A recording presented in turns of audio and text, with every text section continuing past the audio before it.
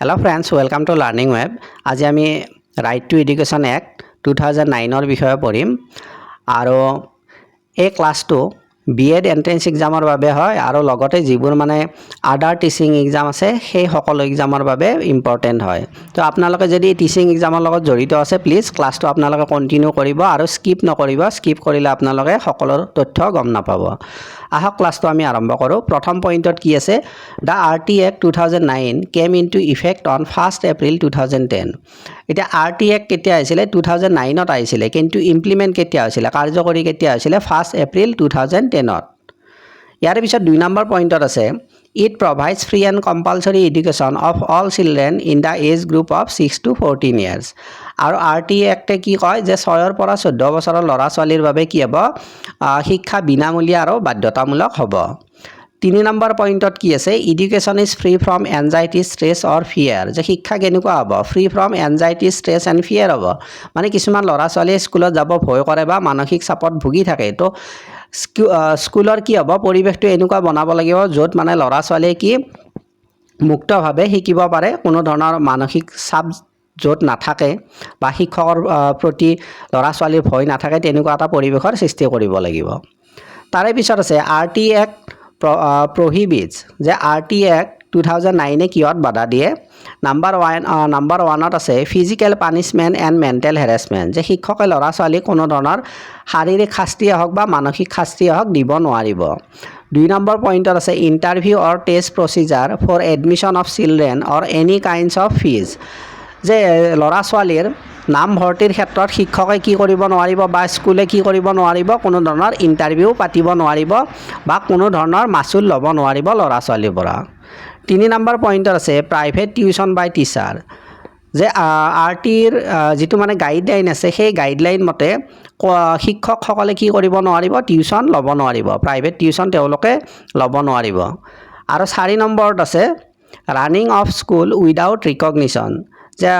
চৰকাৰী বিদ্যালয় হওক বা ব্যক্তিগত খণ্ডৰ বিদ্যালয় হওক যি বিদ্যালয়ে নহওক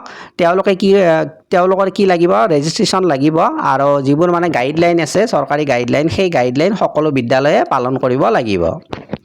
ইয়াৰে পিছত আছে working or instructional hours of teacher যে শিক্ষক এজনে কিমান ঘণ্টা কাম কৰিব সেই বিষয়ত আছে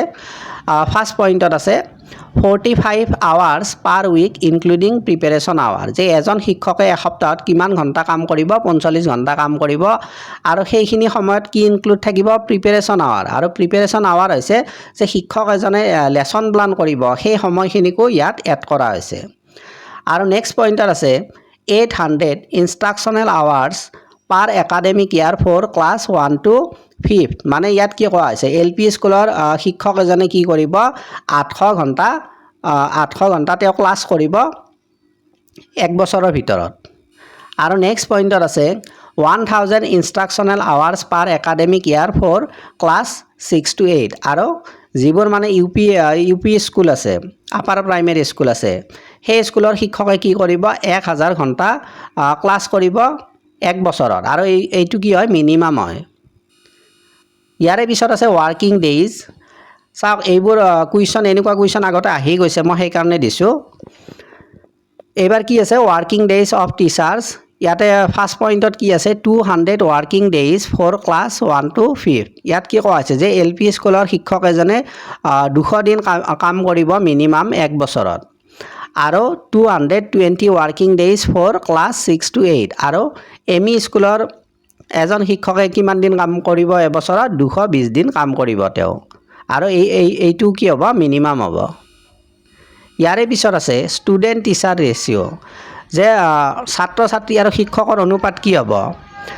30:1 ফৰ LP স্কুল যে LP স্কুলৰ বাবে কি হ'ব 30:1 হ'ব মানে প্ৰতি 30 জনৰ বিপৰীতে এজন শিক্ষক থাকিব আৰু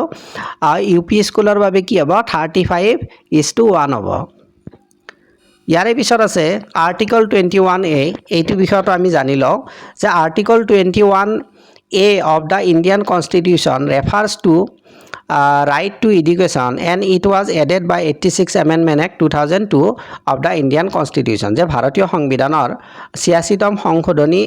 আইন মতে যিটো 2002 চনত আহিছিলে তাত কি কৰা হৈছিলে আৰ্টিকল 21A এড কৰা হৈছিলে আৰু আৰ্টিকল 21A কি কয় যে শিক্ষা সকলোৰে বাবে কি বিনামূলীয়া আৰু বাধ্যতামূলক হ'ব সেই বিষয়ত কি কৈছিলে আৰ্টিকল 21A কৈছিলে আৰু এই আৰ্টিকল 21A কিহৰ লগত জড়িত হ'ব শিক্ষাৰ লগত জড়িত হ'ব সেইটো মনত ৰাখিব কাৰণ এনেকুৱা কুৱেশ্যন আগতে এক্সামত আহি গৈছে তো এইখিনি আছিলে ক্লাছটো মূলতঃ আশা কৰিছোঁ ক্লাছটো আপোনালোকৰ ভাল লাগিছে যদি প্লিজ লাইক কৰিব আৰু যিমান পাৰে শ্বেয়াৰ কৰক আৰু কোনোবা নতুন আছে যদি প্লিজ চেনেলটো ছাবস্ক্ৰাইব কৰি ৰাখিব আজিলৈ এৰিছোঁ ধন্যবাদ